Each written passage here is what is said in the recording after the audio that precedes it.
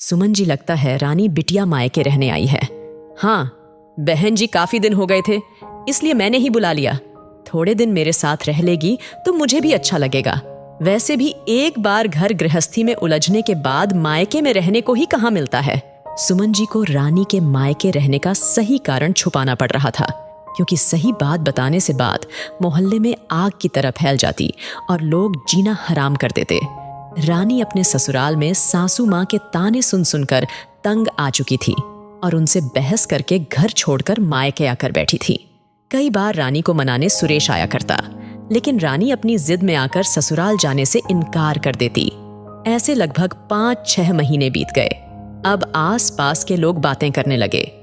सुमन जी, रानी बिटिया तो बहुत लंबा ही रह गई। दामाद जी कहीं बाहर गए हैं क्या? इतने दिन बेटियों का मायके में रहना सही नहीं होता। जो भी है, जैसा भी है, उन्हें ससुराल ही शोभा देता है। बहन जी, आपको मेरे घर में इतनी रुचि क्यों है? मेरी बेटी क्या कर रही है? मेरा दामाद क्या कर रहा है? उसके ससुराल में क्या चल रहा है? इसकी जानकारी लेने की कोशिश न करें। आप पड़ोसी हैं तो पड़ोसी तक ही सीमित रहें तो बेहतर होगा। ऐसे सुमन जी सिर्फ आस पास ही नहीं, रिश्तेदारों को भी चुप कराने में लगी रहती। लेकिन कहीं ना कहीं उन्हें भी इस बात की चिंता तो सताने लगी थी कि रानी के भविष्य का क्या होगा। वह ससुराल जा पाएगी या नहीं? एक दिन रानी की बेस्ट फ्रेंड को पता चलता है कि रानी मायके आई हुई है, तो वह उससे मिलने आती है। हेलो रानी, हम कितने दिनों बाद मिल रहे हैं यार। तुम कब से यहाँ हो? मुझे पता ही नहीं था, नहीं तो मैं पहले ही आ जाती। वैसे कब तक रहने का इरादा है तुम्हारा? रानी उदास चेहरा लेकर कहती है, पता नहीं रिया, मैं कब वापस जा पाऊंगी। रानी के दोस्त ने कहा, अरे ऐसा क्यों कह रही है? रानी ने बोला, क्या बताऊं तुझे, मैं तो घर छोड़कर आ गई हूं।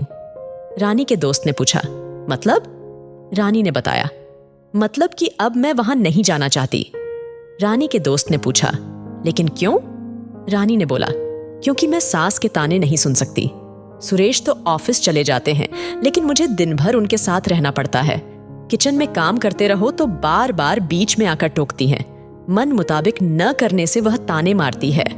सुन सुनकर 1 साल में मैं थक चुकी थी। अब मुझसे बर्दाश्त नहीं हो रहा था, इसलिए मैं तो घर छोड़कर आ गई। रानी की दोस्त ने समझाया, क्या बात करती हो रानी? घर छोड़ना किसी समस्या का हल थोड़ी ना है। ऐसे तो समस्या और भी बढ़ती है। तुमको सुरेश का ध्यान नहीं आया, वह तुम्हारे बिना कैसे रहेगा? तुम्हारे में इतना भी धैर्य नहीं कि बातों को सुलझा कर चला जाए। तभी रानी की मां बोली, देखो ना रिया, यही तो मैं भी समझाती हूं कि जब इसे पति का साथ मिल रहा है तो फिर सास की बात को क्यों इतना ध्यान देती है? और वैसे भी वह तुमसे बड़ी हैं। यदि किसी बात पर टोक दिया तो तुम्हारी भलाई के लिए ही कह रही हैं, ताकि तुम कुछ अच्छा सीख जाओ। क्या मैं तुम्हें नहीं टोकती? क्या मैं तुम्हें नहीं सिखाती? मेरी बातों को बुरा मानकर तुम क्या घर छोड़कर जाती हो? वह भी तो तुम्हारे पति की मां है। क्या हुआ, कह दिया तो? आंटी जी, आप सही कह रही हैं। सामंजस्य के बिना तो कहीं भी चलना नामुमकिन है। मैं भी तो अपने ससुराल में सास ससुर के साथ रहती हूं। तुमको लगता होगा कि कितना अच्छा परिवार है, लेकिन जो जिस घर में रहता है उसे पता होता है कि वहां के लोग कैसे हैं और कितना संभल कर चलते हैं। और इन सारी बातों में पति का साथ सबसे ज्यादा हिम्मत देता है। और सुरेश तो हमेशा ही तुम्हारे साथ है। अभी भी तुमको मनाने और लेने आते हैं, इसलिए तुम अपनी जिद छोड़ दो, क्योंकि जीवन साथी के प्यार में बहुत ताकत होती है।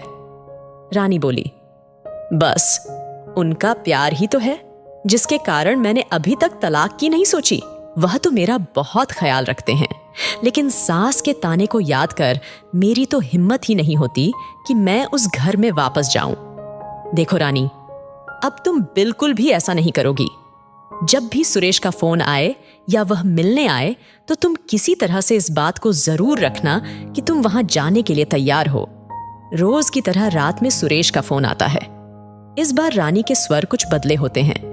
बातों बातों में रानी ने कहा, बहुत दिन हो गए सुरेश, तुम आए नहीं। वह बोला, मैं तो रोज ही आ जाऊं, लेकिन तुम कभी कहती ही नहीं। अब अपनी पत्नी से मिलने के लिए भी इतनी औपचारिकता कौन करता है? तुम आओगे तो क्या मैं मिलने से इनकार कर दूंगी? यह सुन सुरेश बोला, लेकिन मैं अब की बार तभी आऊंगा जब तुम मेरे साथ घर वापस आओगी।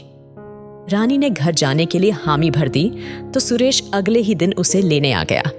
जाते वक्त माँ ने फिर से एक बार समझाया, देखो बेटी, तुम जा तो रही हो, लेकिन अपने अहंकार को एक किनारे रखकर उस घर में प्रवेश करना। सुरेश तुम्हें बहुत चाहता है, इसकी कदर करना।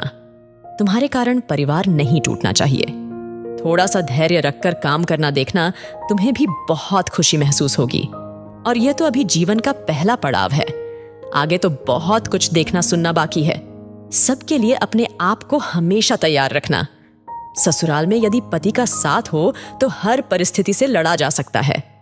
इस भावना के साथ रानी ने ससुराल में फिर से प्रवेश किया। सुरेश ने कहा, रानी, मैं हर परिस्थिति में तुम्हारे साथ खड़ा हूं। तुमको कुछ अच्छा ना लगे तो मुझसे साझा करो, हम मिलकर उसका सामना करेंगे। आखिर हम गृहस्थी की गाड़ी के 2 मजबूत पहिए हैं। यदि एक पहिया भी डगमगाया तो गृहस्थी नहीं चल सकती। मैं उम्मीद करता हूं कि तुम हमेशा ही मेरा साथ दोगी। कहते हुए सुरेश ने अपना हाथ आगे किया। हाँ सुरेश, तुम मेरी ताकत हो और हम मिलकर साथ चलेंगे। कहते हुए रानी ने अपना हाथ सुरेश के हाथ में रख दिया। दोस्तों, लड़की जब ससुराल जाती है तो जीवन साथी का प्यार ही उसकी ताकत बनता है। बाकी बातें यदि पक्ष में नहीं भी हैं तो उन सब के साथ सामंजस्य करने की हिम्मत देता है। इसलिए जीवन साथी के साथ को महत्व देकर जीवन की गाड़ी को हंसी खुशी आगे बढ़ाना चाहिए। दोस्तों, आपको स्टोरी कैसी लगी कमेंट करके जरूर बताएं और इसी तरह की बेहतरीन वीडियो देखने के लिए हमारे पेज को जरूर फॉलो करें। धन्यवाद।